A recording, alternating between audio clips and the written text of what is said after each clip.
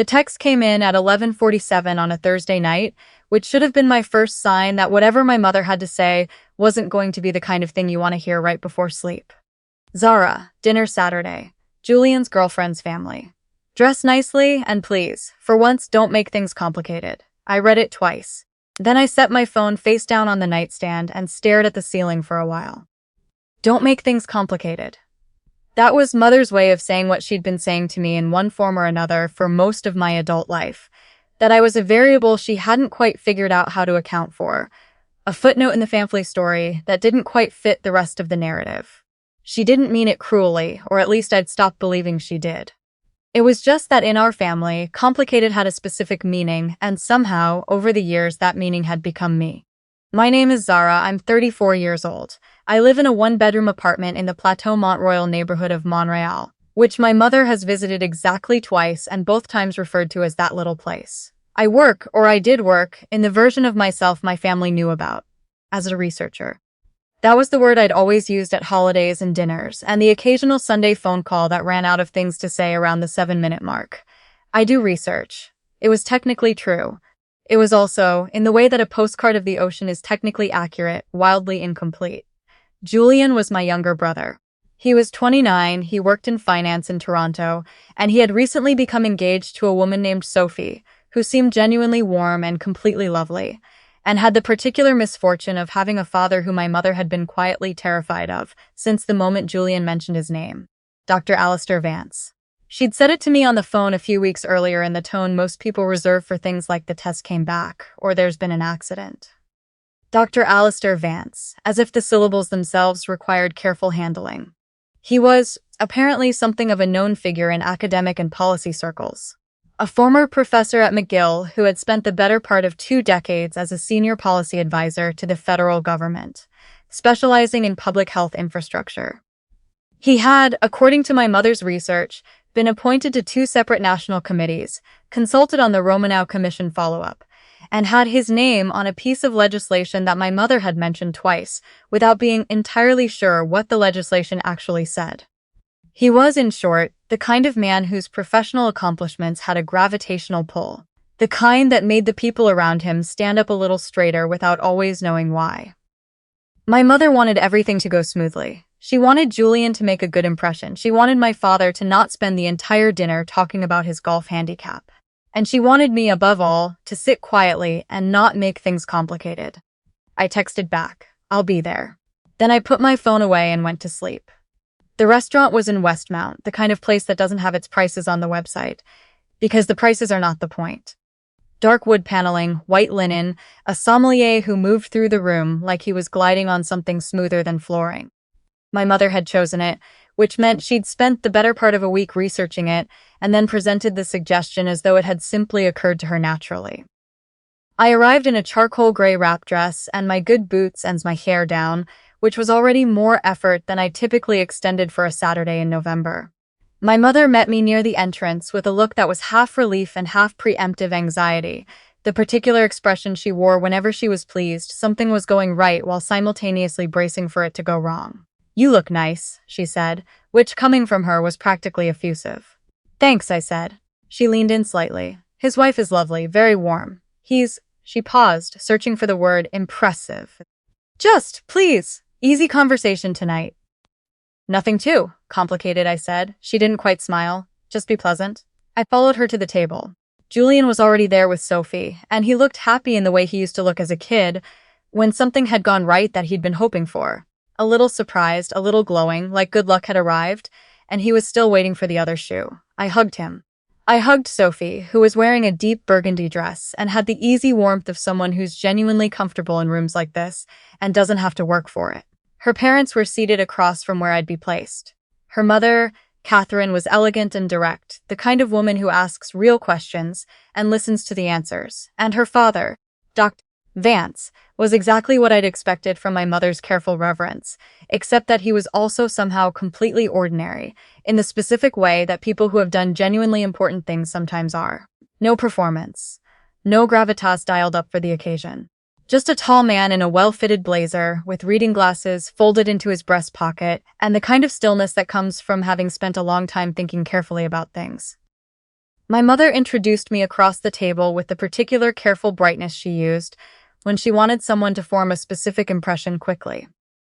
And this is Zara, our daughter. She does some kind of research work. She laughed a little, the way people do when they're covering for the fact that they don't actually know.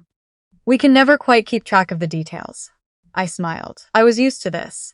I had long ago accepted that my work existed, in my family's understanding of it, somewhere between vaguely impressive and fundamentally opaque. I'd stopped trying to explain it in any depth because explaining it required context that seemed to take up more conversational real estate than my family was willing to dedicate to anything I did professionally. So I smiled. I said it was nice to meet everyone, and I settled into my chair fully prepared to spend the next 2 hours being pleasant. The evening moved the way those evenings do. Wine was poured. Bread came. Conversation found its footing in the safe middle ground of wedding planning and travel, and the particular rituals of two families who don't know each other yet trying to locate the overlap. Julian was charming. Sophie was warm. My father talked about golf for approximately 11 minutes before my mother redirected him. Catherine asked thoughtful questions about the city and where the younger couple planned to settle, and Dr. Vance listened more than he spoke, which I noticed and filed away as the mark of someone who knew that listening was the faster route to actually understanding a room. I mostly watched. I had exactly 2 glasses of wine because that was the number at which I remained pleasant and articulate, without tipping into territory my mother would spend the car ride home discussing in the tone of someone recounting a natural disaster. I made small talk with Sophie's aunt, who was seated beside me and who had very strong opinions about the new waterfront development in Halifax that I found genuinely interesting. I said pleasant things at the right moments. I did not make anything complicated. Then came the toasts. Julian stood first, which was sweet and nervous, and entirely him. He'd clearly written something down and then half abandoned the notes, so it came out warm and slightly meandering and real, the way the best toasts always do. Sophie said something brief and lovely. My mother cried in a controlled, socially acceptable way, dabbing at the corner of her eye in a gesture she'd been practicing since Julian's convocation. Then Dr. Vance stood up. He had that particular quality that some people carry in their posture, a kind of quiet command that doesn't announce itself, that just exists as a fact of the room's physics, the way a large body of water changes the temperature of the air around it. He raised his glass and began with warmth, with real warmth, talking about his daughter and what it meant to watch her build a life with someone whose character he'd come to admire. He spoke well, the way someone speaks when they've spent years in rooms where words had actual stakes attached to them. The table was with him. My mother's expression had softened into something genuinely moved. And then he stopped. Not a pause for effect. Not a moment of composure gathered. A full, complete stop, mid-sentence, the kind that arrives without warning and takes the room with it. His eyes had moved from Julian to somewhere else at the table. They had moved to me. He stood there for a moment, glass still raised, and the expression on his face was one I couldn't immediately name. Not surprise exactly. More like the particular feeling of encountering something in an unexpected context. The way you feel when you run into someone from one chapter of your life in the middle of a completely different chapter, and your brain has to take a second to reconcile the two. He set his glass down. He said, "I'm sorry, I need a moment." And then he stepped around the corner of the table and walked in my direction, and the entire table tracked him the way you track something when you don't understand its physics yet. My mother's hand, which had been resting on the table, tightened around her wine glass so slowly and completely that I watched her knuckles change color. Julian looked at me. I had nothing to give him. I had no idea what was happening either, which was the truth, though I could feel something beginning to shift beneath the surface of the evening, a tectonic thing, slow and enormous. Dr. Vance stopped in front of me. He looked at me the way you look at something you want to make sure you're seeing correctly before you commit to believing it. "I apologize for interrupting," he said, and his voice was careful and genuine in equal measure. "I'm trying to." He tilted his head slightly, studying my face. "I recognize you, I'm quite certain of it, but I can't immediately place the context." He looked at me a moment longer and something shifted in his expression, the piece clicking into alignment. "The Drummond Commission review," he said slowly. 18 months ago. The technical panel on long-term care funding models," he paused. "You presented the outcomes analysis. The one that got," he stopped, recalibrated. "The one that changed the direction of the recommendation." The table was completely silent. The sommelier had stopped moving somewhere near the far wall, My mother's face had taken on the texture of the white linen tablecloth. Same color, same stillness. I had, at this point in my professional life, been in rooms with far higher stakes than a dinner table in Westmount, and had learned that the steadiest thing you can do when a room turns to look at you is to simply hold still and tell the truth plainly. Yes, I said. That was me. Dr. Vance turned slightly to address the table, though his tone was the same, no performance, just statement. I've been in public health policy for 22 years, he said. I've sat on panels with a lot of researchers. I've read a lot of analysis. What Dr. Osi presented to that commission was, without question, the most rigorous and consequential independent outcome study on residential care funding that I've seen in this country in the last decade. The federal allocation model that's currently being piloted in 3 provinces exists in the form it does because of her work. He said it the way you state a fact. No theater, no inflation. The way you say it rained on Tuesday. The way you say this is what happened. My full name, Dr. Zara Osei, the one attached to peer-reviewed publications and commission testimony, and a research program that had occupied the better part of 6 years of my life, had not been spoken aloud at a family dinner since I could remember. I had never put it there, not because I was ashamed of it, but because the space for it had never seemed to exist in a way that didn't feel like I was forcing the room to rearrange itself, to accommodate something they hadn't asked for. I looked at my mother. She was looking at me the way someone looks at a road they've been driving on for years when they suddenly realize they don't know where it actually goes. Her mouth was slightly open. Nothing was coming out of it.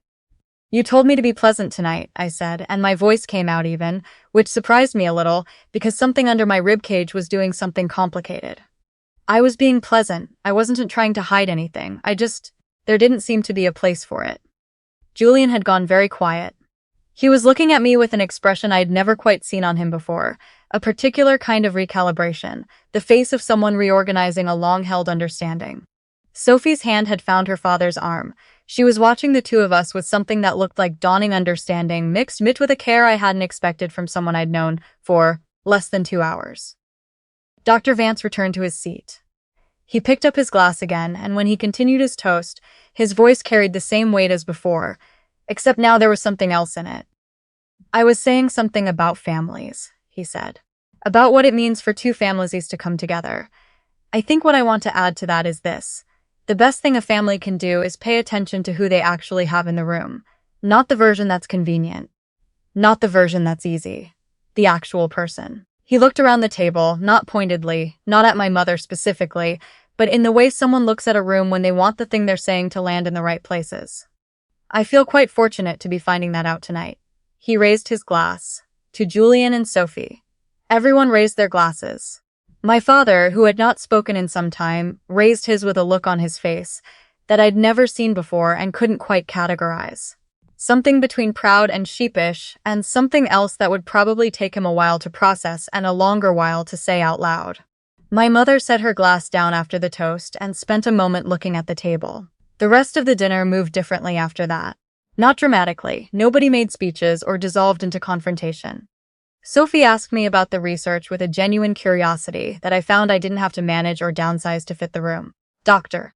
Vance asked a specific, detailed question about the methodology we'd used for the cost projection modeling that turned into a 20-minute conversation that went sideways in the best possible way.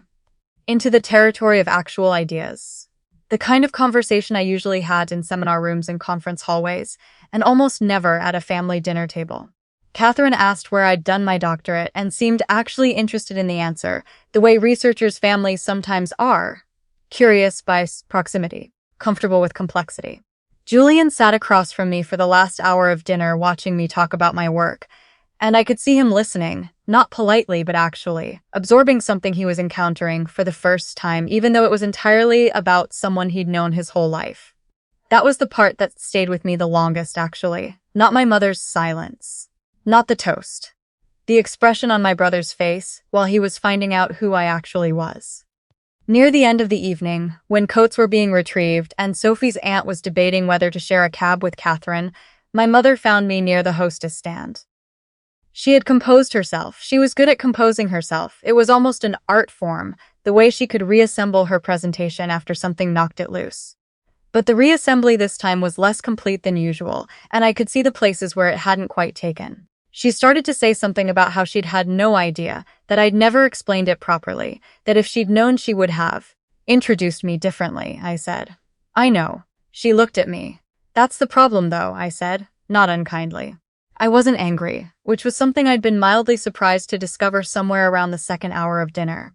I'd expected to feel anger if this moment ever came. Instead, what I felt was something quieter. Tired, a little. Clear. You would have introduced me differently. But that's not actually the thing I needed. I didn't need you to present me as something impressive. I needed you to just not need me to be invisible. She didn't have a response for that. Or maybe she did and was still finding it. Either way, she stood there with her coat half-buttoned and said nothing. And I gave her a moment with it because some things need a moment before they can begin to become something useful. Then I said goodnight to Sophie's parents. Dr. Vance shook my hand and said he hoped we'd have a chance to continue the conversation, and I said I'd genuinely like that, and I meant it. I hugged Julian at the door, and he held on a beat longer than usual and said, quietly, against the side of my head, that he was sorry he hadn't known. You could have asked, I said. I know, he said. I'm going to ask more. I walked out into the November cold, down the steps of the restaurant, and onto the sidewalk. And Montreal did what Montreal does in November, which is to say it was clear and cold and slightly bright from the snow already packed along the curbs, and the air felt like something you had to earn. I turned my collar up and started toward the metro, and I didn't call anyone. I just walked. There's a particular feeling that arrives when a room that has spent years holding a low-resolution version of you suddenly receives the actual image. It's not triumph, exactly. It's not relief, exactly. Though there's something in the relief family. It's more like the end of holding something at a certain angle. The angle required to make it fit through a door that was always slightly too small for it. The thing was the same size it had always been. I had always been the same size. The door was just finally, not the constraint anymore. A week later, Julian called me on a Sunday afternoon and talked for 40 minutes. Not about Sophie's family or the dinner or any of it directly. He just asked about my work. He asked what I was studying next, and what the hardest part of the methodology was, and whether I'd ever thought about doing public outreach around the research findings, because he thought there were people who'd actually want to hear it and probably weren't reading the journals. It was the longest conversation we'd had in years. My mother called too, 2 days after the dinner. It was a shorter call, and she spent most of it saying things that weren't quite apologies but were oriented in that direction, the way someone drives toward a city without quite committing to the on-ramp. She said she'd always been proud of me. I didn't argue the point. I just said I appreciated her calling, and I meant that part, and we left it there for now, because some distances don't close in a single phone call. They close over time, slowly, by accumulation, each real conversation adding a little ground, until one day you look up and realize the space between you has shrunk into something manageable. I didn't need her to have always been proud of me in the ways she hadn't been. I just needed us to have somewhere to go from here. I think we might.